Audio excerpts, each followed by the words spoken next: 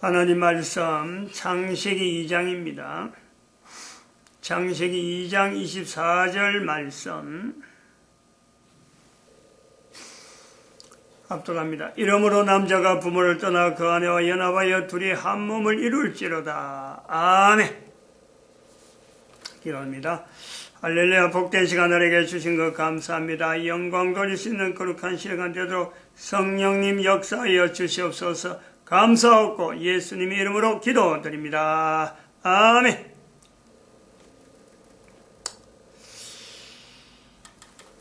우리 2020년에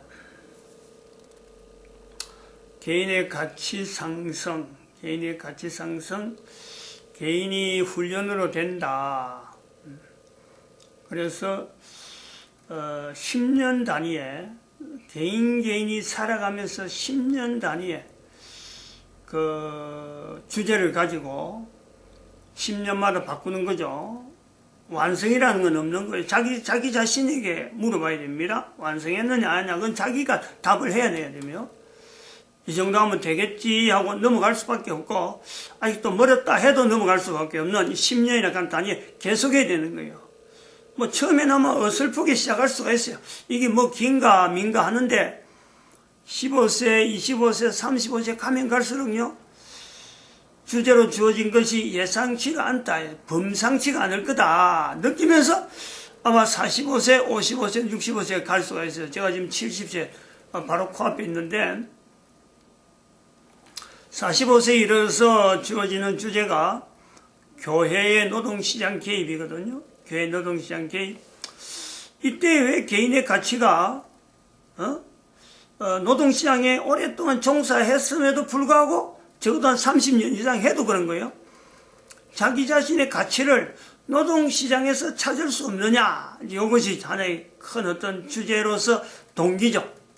동기가 되는데 그래서 그런 부분의 여러 가지 내용들이 왜 그러느냐 하는 내용을 노동시장 환경 또 산업환경 앞으로 장래에 있어가지고 정부가 해야 될 여러 가지 일들에 맹점들이 있는 내용을 문제점으로 한 5가지 정도로 이야기했는데 이제 거기에 대한 해답 해답은 어디에 있느냐 그게 교회에 있다는 거죠. 교회. 그래서 교회 노동시장 개입이라는 주제가 이제 그래서 이게 등장이 되는 거죠.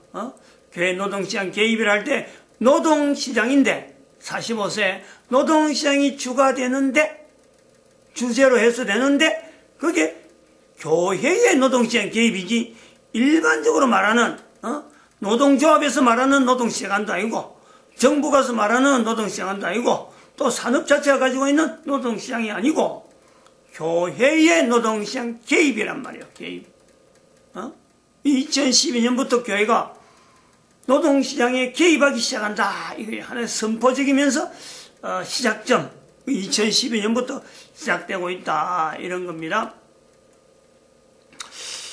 이제 교회가 답이 있다 그럴 적에 노동시장 개입에 답이 있다 그럴 적에 하나의 우리나라 정부를 가지고 우리나라 국가가 지향하는 바 정부가 나아가는 노동시장에 대해서 답을 해서 정부가 제시하려고 하는데 대한민국이 제시하려고 하는 거하고 전 세계 사람들이 제시하는 그 흐름이 달라요. 대부분의 나라는 국가는 미국을 지향합니다. 미국이 그 달러가 있어가지고 그 기축통화라고 기축통화 달러가 기축통화다 기준점이 기준점이면서 축이라는 게 축. 여기에서 모든 자산이 형성되어지는 것이 달러로부터 되었다. 그래서 기축통화거든요. 그래서 모든 나라들이 달러하고 미국하고 어떤 관계를 맺으려고 하는 쪽으로 방향으로 나가는데 아니 전 세계에서 유일하게 방향 자체가 엉뚱한 방향이 있는 나라 북한조차요. 사실은 미국 쪽으로 가려고 하는 추세가 있어요. 그런데도 불구하고 그 북한을 미국 쪽으로 가지 말고 우리가 다른 데로 가자 하고 나오는 것이 지금 정부예요. 어디로? 미국하고 양대 산맥을 이루는 중국이다 이거죠. 뭐 역사적으로 돈에 대한 단순한 돈에 대한만 이야기하면은 돈의 시작이나 돈의 발달 이런 걸 이야기하면요, 분명히 중국이요 한몫을 합니다. 근데 추세가, 돌아간 추세가 지금 전 세계가 글로벌화 돼가지고 기축통화가 필요하다 하는 걸 볼 때는요, 중국은 저 뒤쪽이에요. 맨 꼬랑지에서 맨 꼬랑지. 기축통화 자체에 들어가려면 중국은 정말 그 발벗고 뛰어도요 들어오기 힘드는 그런 구조가, 중국이 기존에 가지고 있던 이 돈이라고 하는 것만 가지고 있던, 돈에 대한 것만 가지고 있던 그 하나의 단순한 거죠. 이 돈을 어떻게 굴리고, 돈을 어떻게 많이 가지고, 돈을 가지고 어떻게 뭔가 해볼까. 모든 것이 돈으로만 되어진 것을 볼 때는 중국도 분명히 하나의 기준점은 되겠지만은, 여러 가지 기준점에서 하나의 기준점은 되겠고, 미국을 해서 서양 세계에서 넘어오는 어떤 기축통화가 이루기 전에 있었던 어떤 돈의 흐름에 보면요, 하나의 분명한 구심점이 되죠. 근데 전 세계가 기축통화가 필요하다. 기축통화가 필요할 때는 각 나라만 가지고 있는 일본의 엔화도 분명히 어떤 위치가 있고, 또 독일에 있는 마르크도 분명히 위치가 있고, 또 영국도 자기가 가고 있는 파운드도 분명히 있어요. 프랑스도 있죠. 프랑이라 하는 거. 그런데도 불구하고 그 모든 나라들이 다 손놔버리고, 그 큰 나라들이 다 손놔버리고 미국하고 관계해서 미국의 달러를 기축통화를 할 때는 이제 이게 돈이란 이것이 단순한 돈이 아니란 말이에요. 경제라고 하는 큰 어떤 주제를 가지고 경제를 이루는데, 이 경제를 어떻게 하면 효율성 있게 이루느냐, 그럴 때 기축통화가 필요하다. 이렇게 해서 달러가 기축통화가 된 거란 말이에요. 단순한 돈이 아니라는. 근데 중국은 옛날부터 내려오던 그 돈을 관리하던 그 관습에 따라서 지금도 돈만 가지고 돈의 양에 따라서 뭔가 일이 다 될 것처럼 정책을 펴는 것이 중국이라. 기축통화를 전 세계가 인정하는 그 배경에 대해서는요, 중국은 전혀 우리는 관계없어. 우리는 우리 자체만 해도 얼마나 통화를 운영할 수 있는 어떤 힘이 있어 갔는데, 그 속에 나타나는 맹점, 그 맹점을요 중국 자체가 노출 안 시키고 그냥만 밀어붙인다는 거 할 때는 통제죠. 언론 통제하고 외부에 나가는 여러 가지 정보 자체를 전부 다 자국에서 나쁜 내용은 전부 다 차단해버리고, 그래가지고 정부란 이름만 가지고 전 세계 사람들하고 돈이라 하는 건 중국이 가지고 있는 전체 통화량 그거 가지고 다른 나라하고 이렇게 시소 게임을 하고 있는데 어마어마한 모습이 있죠. 그게 대한민국이 OECD 11위에 해당되는 즉 기축통화를 달러를 했을 때 그로 인해서 바탕이 되어갖고 경제성장 이만큼 되어진 분명한 그 힘이 달러가 기축통화이기 때문에 혜택을 받은, 그래서 OECD 국가 11위까지 오른 이런 나라가 지금 문재인이가 대통령 자리에 있는 지금 2년 조금 지난 2년 반, 이제 거의 3년으로 다가가는 이런 점에 나타나는 현상이 지금 그런 거예요. 나타나는 현상이. 잘 가는 북한, 미국하고 손잡아버리면 얼마든지 북한에서 엄청나게 좋은 일이 생겼는데, 그 잘 가는 북한을 어디 거꾸로 돌려갖고 2018년이죠. 재작년이죠 벌써. 판문점 선언 해가지고는 완전히 뒤바꿔버린 거예요. 그리고 중국의 방향을 돌리니까 북한이 지금 어려운 데다가 더 어려운 처지를 만나는 것이 지금 북한이라. 그러면 중국이 그러면 이 한국이나 북한을 받아들일 만한 역량이 있느냐? 중국도 지금 망하기 직전에 있죠. 망하기 직전에 있는 나라를 향해서 끄집고 들어간단 말이에요. 오히려 중국을 이끌 만한 역량이 우리 대한민국에 있는데, 중국의 맹점에 보강하면서 중국에 큰 소리 칠 수 있는 우리 요소가 분명히 있는데 중국한테 끌려다 보니까 대한민국의 경제가 거의 낭떠러지 수준에 지금 들어가고 있어요. 장떨이 수준 간다는 거죠. 금년에 예산을 한번 512조 해갖고 512조 예산에다가 60조를 외채 국채를 발행한다는 거 아니에요? 지금 있는 그 부채만 해도 2,000조가 넘는데 2,000조가 1,500조라든가 지금 있는 게 거의 한 2,000조에 가까운데 여기 지금 60조를 60조 원을 또 부채를 지게 되니까 국민들이 지니까 이제 우리 국민들이 OECD 국가 아무리 해도 뭐 국가 어떤 경제가 아무리 어떤 나아진다고 해도 우리 역량에서는 더 이상 국민들이 이 채무에서 벗어날 길이 없어요. 벗어날 길이에요. 내리막길이 분명해요. 내리막길이고 낭떠러지고 그 가파른 정도가 낭떠러지란 말이에요. 근데 국민들이 이걸 체감하지 않고 있잖아요. 체감하지. 이런 것처럼 지금 현재 나이가 45세 돼가지고 지금 세월을 보내면서 지금부터 나이를 안 때면서 45세 돼 봐봐요. 이런 상황을 모르고 그냥 45세 떡만 나버리면은 현재 그 살아온 그 개인이요. 내가 못하다가 여기까지 왔고 앞으로는 어떻게 살아야 되지? 걱정만 하게 돼요. 걱정만. 나아갈 길에 어떤 긍정적으로 뭔가 해봐야지. 내가 뭔가 할 일이 없을까? 하는 것을 찾는데요. 뭐 거의 안 보이죠. 거의 안 보여. 이런 부분에서 이 시간에 이제 좀 더 객관적으로 현재 우리가 있는 국가적인 채무, 여러 가지, 국가적인 여러 상태가 어떤다 하는 그 내용을 좀 더 객관적으로 이해하는데 도움이 되고, 그리고 이제 10년 단위에 넘어가니까 45세하고 또 55세 되면 또 다른 주어지가 주어지는데, 적어도 45세는 요 기간 동안에 요런 여러 가지 내용들, 사항들, 설명들을 이야기할 때 요 사항을 잘 이래 귀담아 들으면서 나름대로 자기가 계속해서 자기 스스로 공부를 시키는 거야. 학습을 하는 거예요. 어차피 내가 55세 되고 또 65세 되고 내가 살아가야 돼요. 45세하고 너무 절망적이라서 코에 숨 끊어져 있다가 요렇게 하는 거 아니고 개인의 가치가 이름에도 불구하고 우리 한 사람 한 사람은 지금 여기에 촛불이 잔뜩 있는데 촛불 갖고 가는 거예요.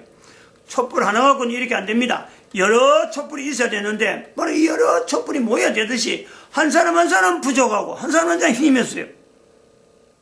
오늘 여기 촛불을 내가 세알려 보니까 66이더라고. 우연히 촛불을 이렇게 켜면서 하나하나 켰는데 촛불이 66개, 66개. 66 하니까 성경에 66권이 되잖아요. 그래서 우연히 했는데 상당한 의미가 있다. 촛불 하나하나마다 등불이에요, 등불. 성경의 한 권의 책이 성경에 있는 66권의 한 책이란 우리 개인이 그런 거예요. 내 한 사람 한 사람이 뭔가 이 어려운데 이 문제 속에서 내가 바른 방향을 가지고 나아가면요, 바로 그 사람이 촛불이 됩니다. 촛불이. 이럴 때 촛불이 되게 하는데 지금 여기 그 10년 단위에 그 보강 주제를 이야기한 목적이 있지 않느냐, 이렇게도 볼 수 있어요. 평가는 결국엔 나중 평가는 하나님이 인생 전체에 대한 평가를 하고 본인은 주제에 대해서 내가 스스로 요렇게 하면 요 정도 해서 넘어가고 또 요 정도 해서 넘어가고 해서 주제마다 다가올 때마다 자세는 그걸 막 답을 꼭 찾아갖고 이게 정답이 어디다 이걸 가지고 어디 가서 찾아라는 것이 아니고 자기 스스로에서 답을 가지고 또 다음 주제를 가지고 또 다음 주제를 가지고 보면 전체적으로는 하나님이 평가하신다. 착하고 충성된 종아, 네가 작은 일에 충성하였으니 하늘의 큰 상급을 맡기겠다. 이런 보상이 있단 말이에요. 그 보상은 내가 하는 게 아니라 바로 하나님께서 우리의 성경 말씀에 있는 대로 언급한 대로 개인이 감동시켜서 분명히 보상하리라 믿습니다. 이 중국에는요, 개인적인 문제가 있다. 지난 시간에 우리가 개인적인 문제가 있다 하고 잠깐 언급을 했는데, 이 개인적인 문제라고 하는 이 표현이 굉장히 좀 애매한 겁니다. 중국의 인구가 13억, 14억, 14억의 인구인데, 그 개인을 어떻게 알아가지고 개인적인 문제를 하느냐. 한두 사람이 있을 적에 개인적인 문제지, 14억 인구가 있는 중국에 이걸 개인적인 문제라 할 수 있는 요소가 뭐냐. 그걸 제가 한번 이 중국의 상황을 한국의 입장이나 또 주변 다른 나라 사람의 입장에서 중국을 바라볼 때 이런 문제가 있기 때문에 중국에 대해서 경계를 한다든지 중국에 대해서 이해를 하고 들어가야지 막연하게 뛰들었다가는 야말로 10중 8구 옷 탈탈 벗고 강도를 만나는 것에 내가 길을 가다 강도 만나는 게 아니고 여리고로 가는 참 행인처럼 길을 가다가 강도 만나니까 내가 강도한테 가가지고 옷 다 뺏기고 그냥 툴 밖으로 내쫓기는 그런 일을 만나는 게 중국이라는 거예요. 노동시장 입장에서는 그런 거예요. 함부로 중국이 크고 그 시장이 좋다고 해서 함부로 뛰들 내용이 아니에요. 중국을 할 수 있는 방법은 중국이 일단은 분리돼 가지고 각 족속 각 성 단위로 하든지 어떤 이 단위가요 줄여들어야 돼. 13억 14억 갖고는요 이건 상당히 힘들고 나라 자체도 통제가 안 돼요. 아주 발달된 행정체제나 아주 발달된 어떤 오랜 동안 전통 있는 잘된 제도를 갖고 해도요 13억 4억은 통제가 불가능한 노동 조건이나 안 그러면 시장 쪽에서 경제라 가는 구조를 볼 때는요 13억 14억은 경제 구조로 안 맞는 거예요. 이 단위 경제라 가는 이 내용에 있어서 이게 발전해 가지고 이게 성장할 수 있는 이 어떤 한계 그 인구가 있는 건 인구. 그 인구 안에서 땅이 어느 정도 돼서 이게 어떤 방향으로 나갈 때에 성장이라는 내용을 바라볼 수 있는데 중국의 상황에서 13억 인구가 있다. 아무리 달려가도 그 나라는 안 되는 거죠. 이럴 때 이제는 어떻게 해서 그러면 중국이라 하는 것에 개인적인 내 개인도 그렇고 또 중국에 있는 13억 인구 중에서 한 개인을 바라보도 그렇고 그 13억 인구의 한 개인에 대한 정부에 대한 이런 자세가 어떤 그 문제가 있느냐 이걸 알아두는 게 좋겠다 해서 한번 말씀을 해봅니다. 중국에는 첫째로 개인이 그 나라가 속해 있는 국가라고는 국가의 역사에 대해서 알고 있느냐 물어볼 필요가 있어요. 중국에는 나라의 역사 개인이 그 국가와 연결해갖고 역사를 알고 있느냐 이거 13억 인구의 공통된 역사의 내용이 없어요. 없다고 봐야 돼요. 없다고. 기껏 해봐야 공산당 이야기는 할 수 있고 안 그러면 조금 전대에 청나라 이야기 조금 할 수 있는 아주 뼈대 있고 끈거리 있고 내가 가진 나라는 이렇다 역사 이렇다고 그 사람은요 절대 중국의 국가의 정부의 동화가 안 되는 뿌리 깊은 이거는 흩어지는 절대 동화 안 되는 뿌리가 있다니까. 그래서 국민 개인이 국가 역사를 아는 역사가 있느냐 없다. 이게 답이에요. 아무도 없어요. 단연국을 이야기할 수 있어요. 그럼 두 번째는 국가가 없기 때문에 국가에 충성하는 국민이 있느냐 있을 수가 없죠. 그러니까 국가 단위에서 13억이라 하는 이 중국은 안 맞다는 거예요. 경제 구조가 안 맞다는 거예요. 대한민국은 너무 비교되는 거예요. 대한민국은 그동안 이만큼 성장하는 데는요 국가라는 단위를 두고 국가에 충성해야지 이게 슬로건이었어요. 그만큼 이렇게 발전한 거예요. 어느 나라에 있지 않는 아주 특별한 역사 때문에 역사하고 연결돼서 우리 국민들이 개인이 내가 하는 일이 분명히 국가에 도움되겠다. 그래서 열심으로 헌신했던 그 결실이 있단 말이에요. 요걸 중국에 비춰보면요. 중국은 이게 없다는 거죠. 아까도 말씀한 단지 돈. 중국 사람에게는 돈이요. 국가고 돈이 곧 모든 것의 기본입니다. 근데 그것이 돈이 경제를 이루는데 내가 내는 돈에 내가 다른 사람한테 주는 돈이 결국은 국가하고 연결이 있다. 이런 어떤 기부정신은요. 있을 수가 없어. 내 돈이 밖에 나가는 건요. 이거는 피가 흘리는 거고 내 생명과 같다. 이렇게 생각하는 사람이 중국이라. 이 돈이 있으면 모으기만 했지 나갈 줄을 모르는 경제로 볼 때는 이거는 정말 백지야 백지. 이런 구조의 국민들의 구조가 있다. 그러면 이제 세 번째로 보면은 빈부라고 하는 이 경제 구조에 나타나는 노동시장에 나타나는 이 빈부가 있잖아요. 빈부 차이. 분명히 돈은 한쪽에 쏠려요. 이쪽으로 쏠리는 저쪽 쏠리는데 국민들이 빈부차에 대한 인식이 있느냐. 즉 돈을 많이 가진 사람과 적게 가진 사람들의 차이, 부자와 가난한 사람들의 차이, 이 문제를 객관적으로 이것 갖고 고민 좀 해야지. 그렇게 고민하는 사람이 없다는 거예요. 전무예요. 가진 사람은 가지는 거고 못 가진 사람은 못 가진 거고, 못 가진 것이 당연하고 가진 것이 당연하다, 이렇게 되는 것이 중국 사람들의 생각이에요. 그 돈, 모든 돈에 대해 기초가 있으니까 이 돈을, 내가 가진 돈이 다른 사람에 나간다는 것은요, 이거는 너무너무 이상한 현상이에요. 그러니까 내가 가진 돈이 다른 사람한테 안 가야 되고, 또 다른 사람이 가지고 있는 돈을 내가 가져오려면요, 그 사람을 죽이든지 그 사람을 없애버리든지 그 사람한테 있는 돈을 내가 다 가져버리든지, 그 돈하고 연결된 그 사람의 고리를 끊어버리든지, 이런데 모략이 발달하고 술수가 발달하고, 돈 때문에 사람을 함부로 죽이고, 돈 때문에 사람 생명을 그냥 뭐 팔아버리고, 돈 때문에 사람이요 하나의 물건이 되어진 것이 중국이다.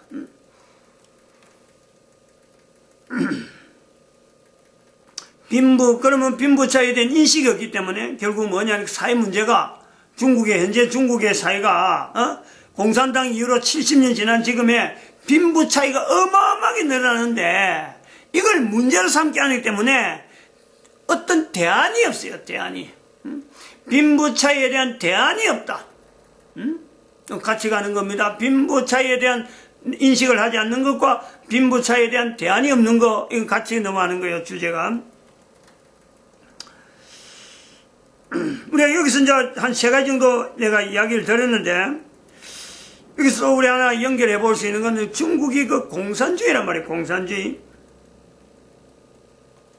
이런 공산주의를 해도 이제 이런 문제 때문에 이 문제를 해결하려고 자기들은 청나라에서 왕족 시대에서 소련에서 내려오던 청나라 말기에 소련에서 내려오던 공산주의가 있고, 또 미국이나 이런 열강에서 내려오는 이 어떤 자본주의라고 하는 이런 개념이 있는데, 그 중에서 모택동이라고 하는 이 사람이, 또 장개석도 그렇고 중국에는 모든 사람이 공산주의라고 하는 말에, 공산주의라는 말이 너무 좋아가지고 그걸 공산주의를 채택했어요. 덥석 팔아먹었어요. 근데 공산주의를 실제 하려다 보니까 사람을 통제해야 되잖아요. 그 통제제도가 발달하는 거예요.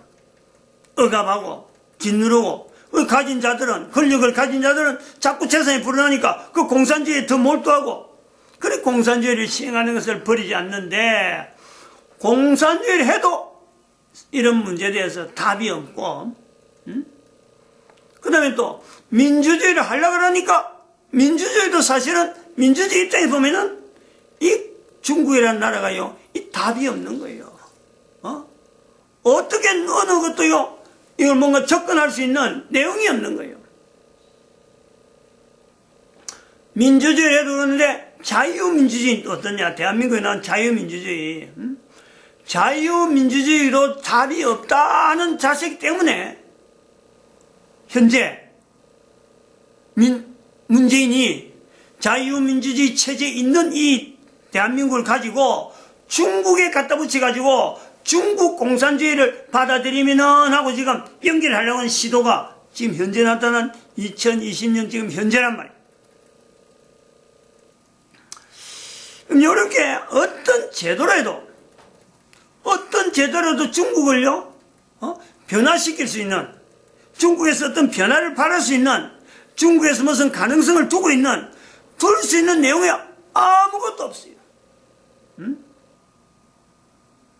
북한은 북한대로 나름대로 가능성은, 적어도 김정은이만 해결돼 버리면요, 북한은 여러 가지가, 김정은 해결되고 북한 핵 문제만 어떤 간에 해결되면요, 미국도 도울 만한 어떤 가치가 있고 도울 만한 어떤 캐파가 되니까, 요건 지금만 요 정도 하면 충분히 일어서겠다 계산이 나옵니다. 중국은 그게 안 나와요. 혼자서 떵떵거리면서 자가당착해가지고, 중국 혼자서 뭐 전 세계를 다 다스릴처럼 마음대로 해놔놓고, 내부도 엉망을 해놔놓고, 떡 세계다가 내놔보니까, 헐값에 누가 사갈 사람이 없어. 중국을 뭐 통치해가지고, 그래서 중국은 옛날부터 분할 통치 가는데, 분할 통치 그것도 해안가나 분할 통치하지, 저 안쪽으로 들어가면 그것조차 버려지는 거예요. 이런 문제가 있다. 변동이 안 되는데, 변동을 할 수 있는 가능성이 있다면은 뭐겠느냐 아닌가. 변동을 할 수 있는 가능성의 접근점. 이건 아무도 이건 이야기 못해요. 이걸 우리가 알고 있어야 되는데, 대한민국 사람만 이걸 알고 있어야 되는 거예요. 또 대한민국뿐만 아니라 전 세계 사람들 이걸 알아서 이쪽으로 방향을 해서 이를 몰아붙여줘야 돼요. 그래서 중국이 13억 인구가 14억 인구가 저렇게 어렵게 참 나라에게 떨어지면은 다 결국은 전 세계 사람들이 다 부담해야 되기 때문에 저기서 어떤 일이 나면 전부 다 또 거기에다가 전쟁이 일어나면 전쟁이 일어나면 물자가 들어가고 여러 가지가 다 분담을 해야 되니까 이걸 안정적으로 해결할 수 있는 방법을 제시한다면은 할 때 그 해결점이요 대한민국이 있단 말이야. 대한민국이 있대. 어떤 분야이기 때문에 그러느냐? 언어가 그렇다. 언어가 중국 사람들의 언어를 언제 얼마나 시간 걸릴지 모르지만은 한글로 통일시킨다면은 엄청난 발달이 있을 것이다. 근데 그것은요 기간을 볼 때 100년 정도 갖고도 안 되는 거죠. 100년 대개 갖고도 어려워요. 그러나 분명한 것은 전 세계 사람들이 전 세계 인류가 프로젝터래요. 프로젝터. 모든 인류가 모든 국가 단위가 중국에 대한민국이 쓰고 있는 한글을 보급시켜가지고 중국의 언어를 한글로 만든다. 이건 전 세계가 프로젝트란 말이에요. 그러면 가능성이 있어요. 여러 가지 부분에서 해결될 부분이 굉장히 많이 있어요. 한글이 가지고 있는 역사성이나 한글이 가지고 있는 그 구조가 성경의 창세기 1장에 있는 내용에 창세기 1장에서부터 시작해서 대한민국의 한글이 보존되어 줄 수 있는 요소가 있으니까 전 세계 사람들이 성경을 다 공유하기 때문에 한글을 통해서 전 세계 사람들이 중국에 어떠한 언어로 통일시켜나면요 그 시장을 한번 봐봐요. 시장이 언어가 통일돼 버리면은 적어도 대한민국이 쓰고 있는 언어 한글에 중국 언어가 바뀌어 버리면은 그 시장성은 전 세계 사람들이 달라붙을 만한 분명한 그 시장성이 있어요. 그리고 중국 국민들 하여금 중국이라는 땅덩어리 벗어나서 전 세계로 나갈 수 있는 또 문이 열리는 그런 요소가 있단 말이에요. 이런 것을 내가 45년 동안 노동시장에 내가 45세까지 노동시장에 개입하면서 적어도 내가 현재 대한민국 국민은 그래요. 내가 쓰고 있는 언어가 한 나라에 어마어마한 기회가 될 수 있는 그런 언어를 내가 쓰고 있다. 이것만 가지고 알아도요. 교회 노동시장 개입에 있어서 이 단어에 교회가 답이 있다 하는 것에서 한 5가지 정도 문제가 있었지만은 중국의 경우를 거쳐서 언어를 갖고 딱 접근해서 답이 나왔다면은 내가 지금 현재 당하는 노동시장의 여러 가지 문제가요. 답은 결국에는 하나로 통일하면 한글이라고 하는 이 내용이 앞으로 전 세계 사람들에게 하나의 공용으로 쓸 수 있는 모든 경제 구조에요. 분명한 답이 될 수 있는 요소가 있다. 요 부분이 있단 말이죠. 요걸 하나 알기만 해도 45세 때 이걸 안다. 그럼 자기 자신들에게, 자기 자손들에게, 야, 한글 공부 열심히 해. 얼마든지 이야기할 수 있는 계기가 되고, 그리고 한글을 기준을 하면서 외국어, 가장 한글하고 빨리 바꿀 수 있는 그 내용에 한글을 접근할 수 있는 내용에서는요, 영어가 있으면 영어, 안 그러면 다른 또 제2외국어, 제3외국어를 분명히 또 할 수 있는, 이런 것을 발전해서 나가면은 전 세계 인류가 경제가 뭔가 단일화되어지고 여러 가지가요 제안했던 수많은 것들이 어찌 보면 기회로 나타날 수 있는 여러 가지 요소가 있다. 그 노동시장에 영향을 주는 요소를 본다 이래 봅니다. 마칩니다. 기도드립니다. 할렐루야 함께 하시면